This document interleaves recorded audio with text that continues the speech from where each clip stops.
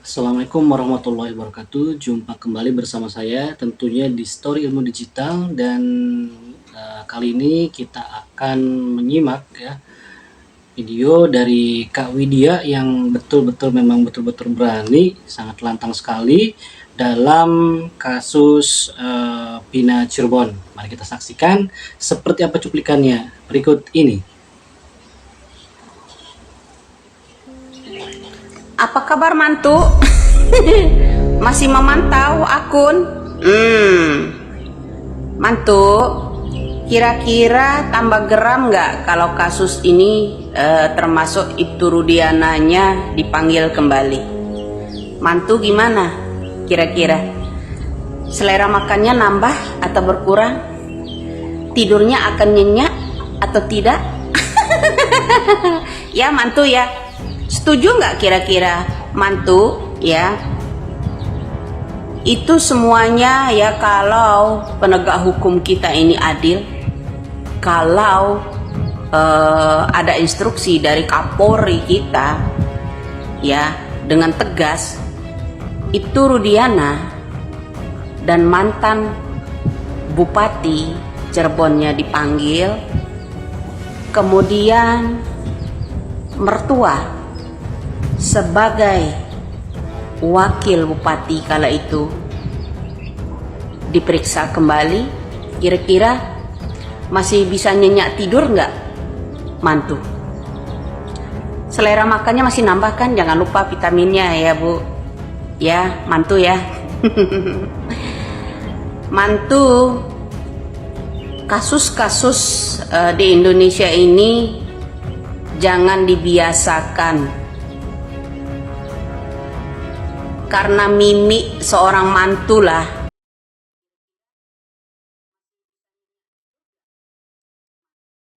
Jadi ini Bu Widya ini sangat berani sekali ya, sudah menyebutkan nama ya, tidak menyebutkan inisial lagi. Ini kalau memang jika betul ini kasusnya seperti itu, ya kita dukung mungkin ya Bu Widya ini, karena ini Bu Widya ini cukup sangat berani sekali Bu Widya ya.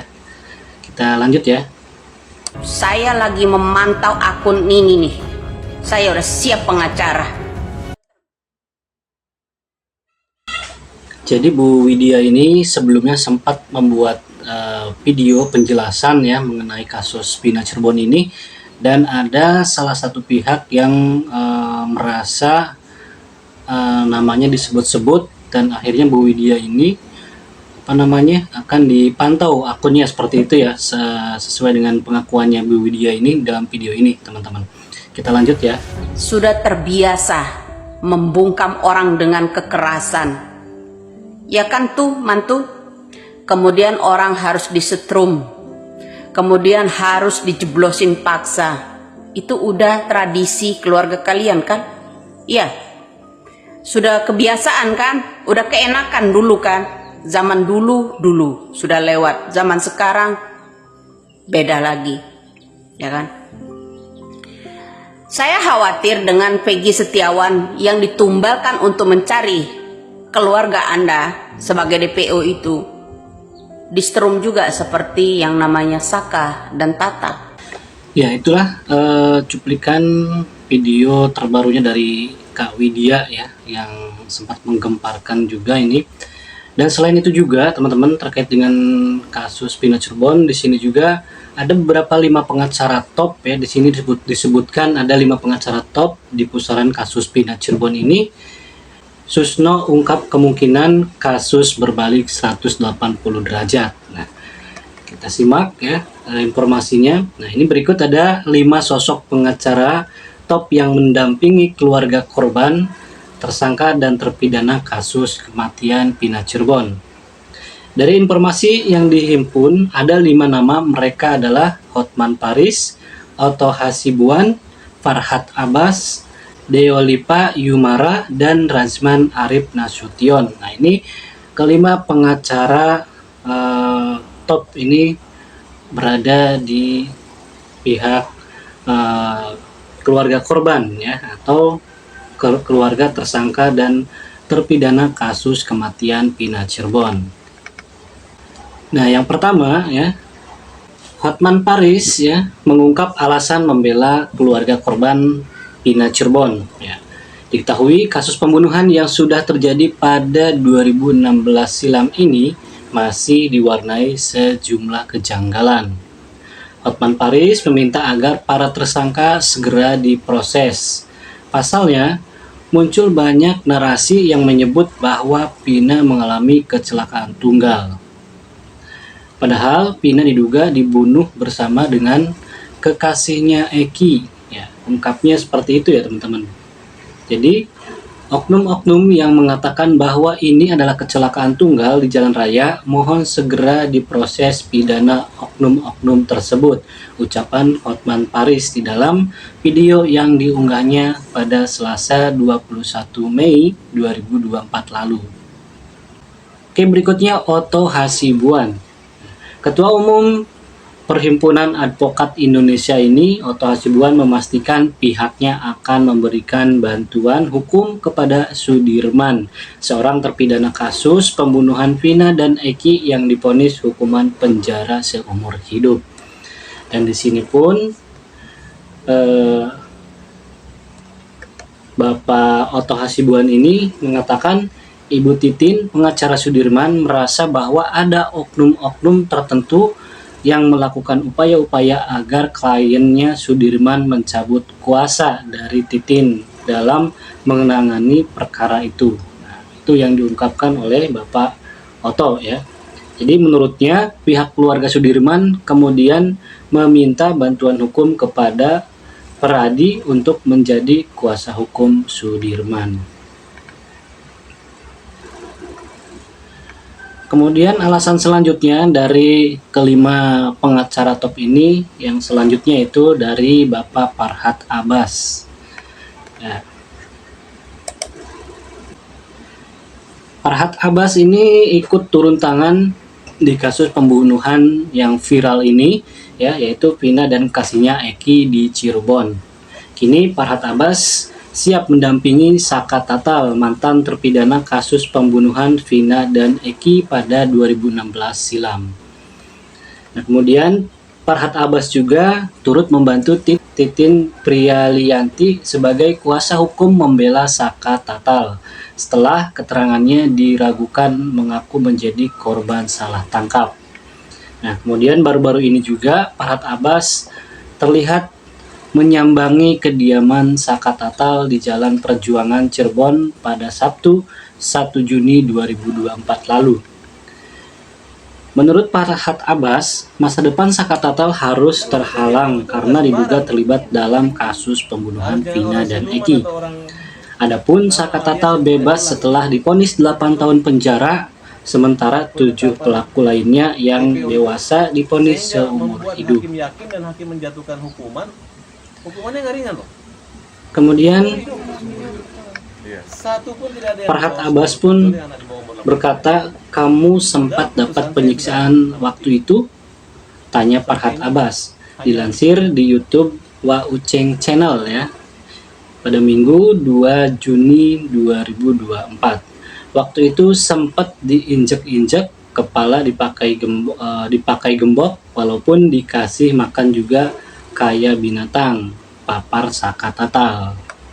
Siapa yang pukulin waktu itu? Tanya Farhad Abbas lagi. Kemudian Saka Tatal menjawab, Pak kepolisian dari Polresta Cirebon, tiap hari dipukulin. Aku gak ngelakuin apa yang dituduhkan sama sekali, tapi dipaksa mengakui, ungkap Saka Tatal.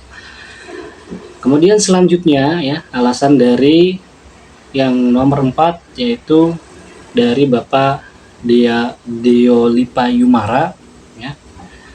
Deolipa Yumara, mantan pengacara Barada E, mengakui siap membela Peggy Setiawan, tersangka di kasus pembunuhan Vina Cirebon. Diketahui Bapak Deolipa sempat menangani kasus pembunuhan berencana Brigadir J oleh ex-Kadif Propam Polri Perdi Sambo. Deolipa ingin membantu Peggy alias Peron karena melihat dari sisi kemanusiaan. Menurutnya, Mungkin saja Peggy ketakutan sehingga lari dan mengganti nama. Deolipa mengaku tertarik untuk meneliti sebaik mungkin apa yang terjadi dalam kasus ini.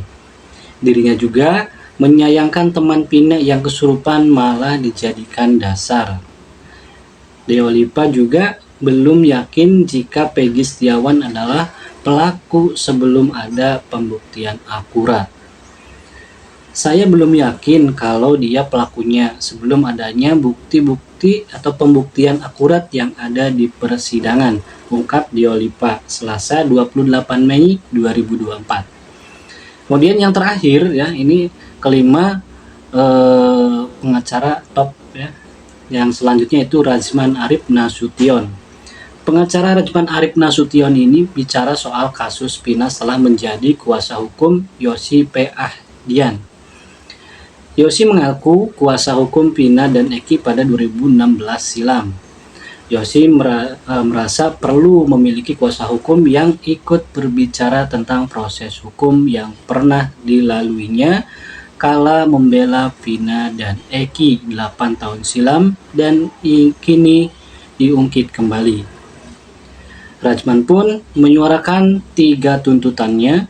Pertama, meminta pengacara para terdakwa pembunuhan Vina berinisial JN 8 tahun silam untuk diperiksa karena diduga telah mempengaruhi dan mengarahkan agar membuat keterangan yang berbeda. Tuntutan kedua dan ketiga adalah meminta Direktorat Reserse Kriminal Umum Polda Jawa Barat untuk memeriksa secara tuntas Peggy Setiawan dan ayahnya Rudi Irawan. Sekarang perlu diproses. JN yang diduga mempengaruhi menyuruh membuat keterangan berbeda, kata Rajman dalam konferensi pers di Jakarta Sabtu 1 Juni 2024. Yang kedua, bagaimana memeriksa PS secara utuh. Yang ketiga, orang tuanya. Yang terakhir, bagaimana kita meramu agar ini semua cepat selesai dengan baik, kata Rajman. Nah, ini ya teman-teman, jadi sampai 5 pengacara top ini turun tangan ya. Bahkan sampai saat ini Ibu Widya pun semakin kuat ya dan semakin kencang melakukan pembuktian ya di dalam video-videonya tersebut ya teman-teman. Mungkin itu saja teman-teman informasi terkait kasus Pina Cirebon untuk saat ini, dan jika nanti ada perkembangan informasi-informasi baru akan kami tayangkan di channel kami Story Ilmu Digital. Dan jangan lupa dukung kami untuk perkembangan channel kami dengan cara klik like, share, komen, dan subscribe di channel kami. Baik, terima kasih. Assalamualaikum warahmatullahi wabarakatuh.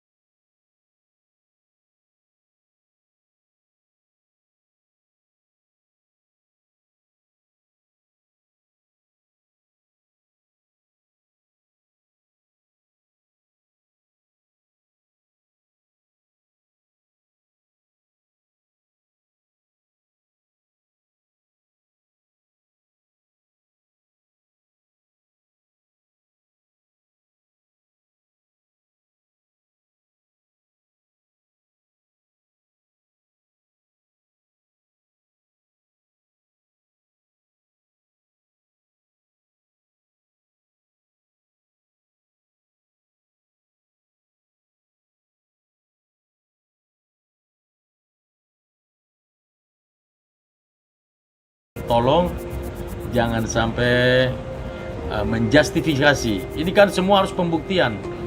Bahwa jangan langsung menjustifikasi bahwa Peggy terlibat, Peggy dengan bapaknya sekongkol dan terlibat. Nah itu nggak baik, karena Adinda Rasman ini kan lawyer top di Indonesia ini, jadi mengertilah. Nah itu memang sudah ada dari rekan-rekan yang lain ya. Kalau misalnya Peggy Setiawan ini dirugikan, rekan-rekan yang lain mereka akan tempuh jalur hukum dengan melapor gitu kan, dengan undang-undang ITE kalau tidak itu tidak sesuai dengan yang diucapkan begitu. Berarti mungkin akan ada langkah hukum gitu Bang? Oh iya, untuk undang-undang ITE kita ini kan keras sekali. Kita bicara di publik, kalau tidak terbukti tidak benar, wah bahaya itu. Oh iya, pasti kita bela klien kita lah. Saya kerja profesional. Jangankan Adinda Rasman, adik kandung saya, kakak kandung saya pun kalau merugikan klien saya, pasti saya akan secara profesional membela mereka, membela klien saya. Memanasnya perseteruan kedua pengacara tersohor ini juga tak lepas dari tudingan liar Hotman terhadap Rasman, yang menganggap jika pria berusia 53 tahun tersebut mengemis untuk dijadikan tim kuasa hukum Saka Tatal, namun ditolak. Bahkan dalam pernyataannya, Hotman Paris juga menyebut jika sosok pengacara yang tengah mencari panggung itu tak tahu malu. Diketahui, konflik Rasman dan Hotman memang belum selesai 100%, yang mana perselisihan tersebut bermula dari aduan laporan asisten Hotman kala itu. Lantas benarkah Rasman masih menyimpan dendam terhadap Hotman hingga rela turun tangan dalam kasus Vina agar bisa berhadapan langsung dengan Hotman? Untungnya apa saya ngemis ke sana? Ini ada. Saya nggak jadi pengacara Peggy juga capek ngelayani TV. Ini tanya TV saya. Ada buktinya nggak? Mana saya? Ya, yang sekarang ini mereka ini udah malu. Contoh ya, Hotman, dia buat postingan, ya. Dia nggak sebut nama, tapi orang semua arahnya ke saya. Nah, itu gimana Bang tanggapannya? Ya saya lucu-lucu aja. Ya sekarang Jaka Sembung bawa golok, nggak nyambung. Jadi itu kalau menurut saya, sudahlah. Kalau kau tidak mampu bertarung secara intelek dengan saya, jangan kau tabur fitnah-fitnah setiap hari. Karena saya kan bilang saya orang agama, tidak mulia kata Allah. Pasti tidak mulia kata manusia. Tapi mulia kata manusia belum tentu mulia di mata Allah. Kasus Vina.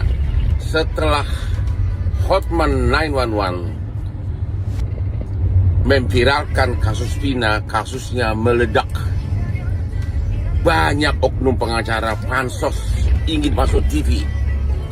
Pesan Hotman kepada para pencari keadilan, kepada warga, hati-hati, hindari pengacara yang sudah busuk, sudah kotor kelakuannya. Dia akan melakukan perbuatan hal-hal seperti ini. 1, dia akan meminta uang lapangan tapi dikorupsi. 2, dia akan menerima honor pengacara tapi tidak dikerjain atau tidak dikerjain secara serius. 3, kalau tidak ada uangmu, dia akan konspirasi, akan berkomplot dengan lawanmu, kiri kanan oke. Yang keempat, dia akan berusaha merayu, bahkan menawarkan nikah wanita di sekelilingmu, termasuk anak istrimu. Hati-hati sama pengacara busuk, corok, sudah bau nanah, ya. Hati-hati ya, benar-benar hati-hati. Ini demi para pencari keadilan. Hati-hati melihat oknum pengacara yang nongol di TV tapi sudah bau nanah, kelakuannya sudah sangat jorok tapi tidak kenal malu. Itu semata-mata adalah opini publik yang liar. Saya kan di awal pertama kali saya statement di salah satu TV swasta, bukan di sini. Saya mengatakan kepada pengacaranya, Ibu Yanti, saya bersedia membantu. Titik. Kalau dibilang mengemis, rasanya tidak benar. Kenapa saya bilang tidak benar? Toh saya hanya berkomunikasi sekali dengan Ibu Yanti. Waktu itu saya masih di Batam dan belum ada pengacara yang banyak-banyak ini. Kita ngobrol, kemudian saya dapat informasi ada Bang Niko Kili-Kili waktu itu di Bali dan saya bertelepon dengan Bang Niko. Tetapi karena saya lihat orang-orang yang di dalam itu ada beberapa orang yang menurut saya tidak akan bisa satu pikiran dengan saya. Dan di sisi yang lain saya sudah jujur saja banyak didorong oleh teman-teman untuk saya bersikap bagaimana pandangan saya tentang Polri.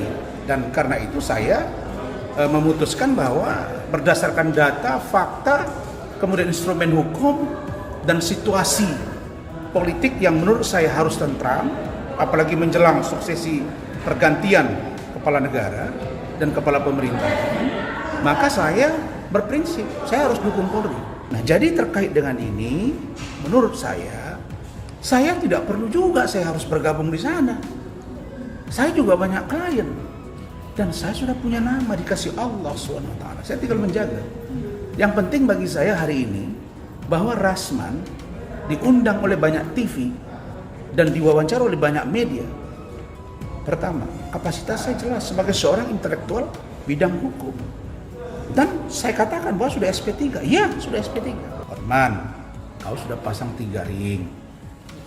Ya, hati-hati. Jangan nanti tiba-tiba nengok Rasman melejit, nggak siap mentalmu gitu loh. Jangan kau terlalu berharap. Ya, saya kasih kau pandangan hidup ya. Karena aku orang politik. Pernah DPRD 2 periode. Bahkan digelar Bupati Bayangan saya. Gini. Semakin banyak kau berharap dengan seseorang yang menurut engkau dia adalah orang yang kau bantu dan kau mendewa-dewakan dia, maka siap-siaplah kau kecewa dengan harapan dia.